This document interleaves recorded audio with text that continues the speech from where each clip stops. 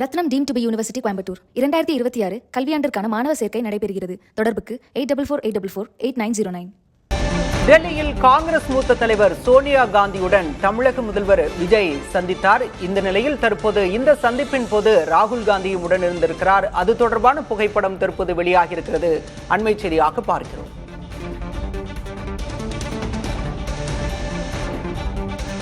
மக்களவை எதிர்க்கட்சித் தலைவர் ராகுல் காந்தியுடன் தமிழக முதல்வர் விஜய் சந்திப்பு நிகழ்த்தியிருக்கிறார்.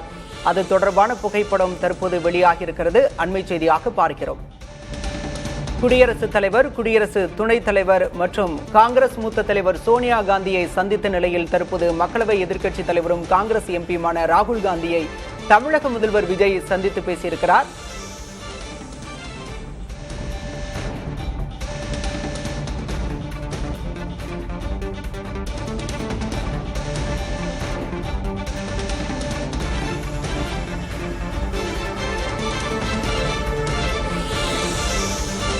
காங்கிரஸ் மூத்த தலைவர் சோனியா காந்தியை சந்தித்து பேசிய தமிழக முதல்வர் விஜய், ராகுல் காந்தி, பிரியங்கா காந்தி, காங்கிரஸ் தேசிய தலைவர் கார்கே உள்ளிட்டோரையும் சந்தித்து உரையாடியிருக்கிறார். சோனியா காந்தியுடனான சந்திப்பு தொடர்பான புகைப்படம் தற்போது வெளியாகியிருக்கிறது. அதைத்தான் நாம் பார்த்து கொண்டிருக்கிறோம்.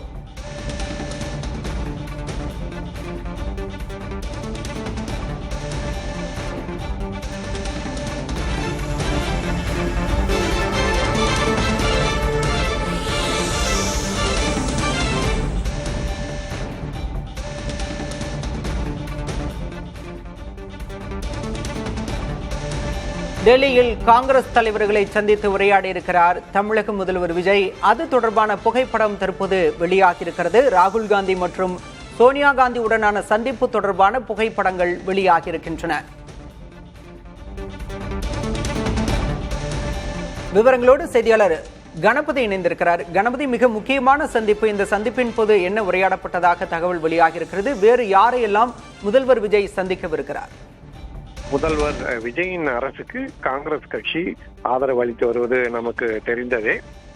காங்கிரஸ் கட்சியின் சட்டமன்ற உறுப்பினர்கள் ஆதரவு அளித்து அவர்களிலே இருவர் அமைச்சர்களாகவும் தற்போது விஜய் அமைச்சரவையிலே இருக்கிறார்கள்.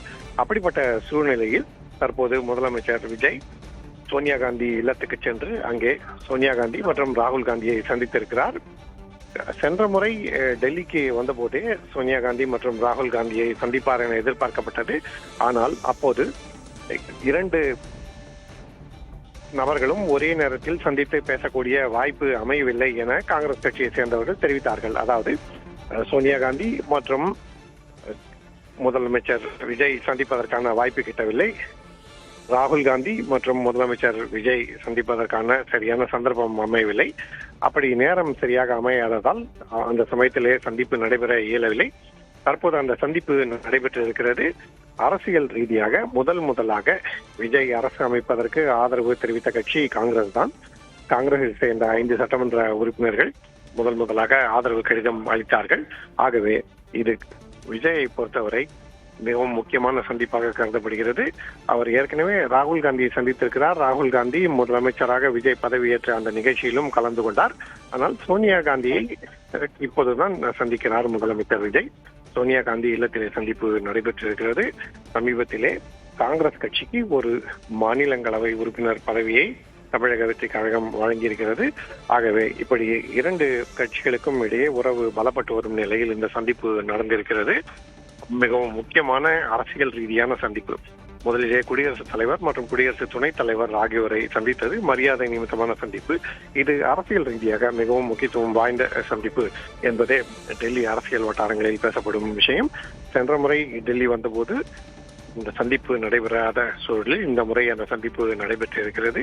மேலும் இன்னும் சற்று நேரத்திலே இந்திய கம்யூனிஸ்ட் கட்சியின் பொதுச் செயலாளர் டி ராஜாவை அவரது அலுவலகத்திலே முதலமைச்சர் விஜய் சந்திக்க இருக்கிறார். இப்படி 2வது அரசியல் சந்திப்பு இன்னும் சற்று நேரத்தில் நிகழ இருக்கிறது. மிகவும் முக்கியத்துவம் வாய்ந்த சந்திப்பான சோனியா காந்தி மற்றும் ராகுல் காந்தியோட சந்திப்பு தற்போது நிறைவடைந்திருக்கிறது. விரிவான விவரங்களுக்கு நன்றி. Rathinam deemed to be university Coimbatore 2026 கல்வியாண்டிற்கான மாணவர் சேர்க்கை நடைபெறுகிறது. தொடர்புக்கு 8448448909.